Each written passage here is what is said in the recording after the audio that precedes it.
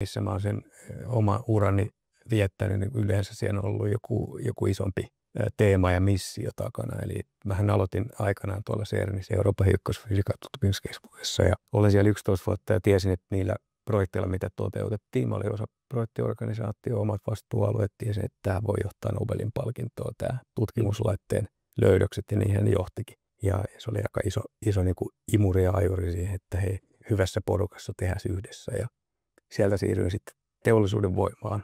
Olki 3 projektia ja tiesin, että tästähän tehdään nyt niin kuin Suomen mittakaavassa suurinta ilmastotekoa ja päästään niin kuin puhdistaa sähkötuotantoa ydinenergialla.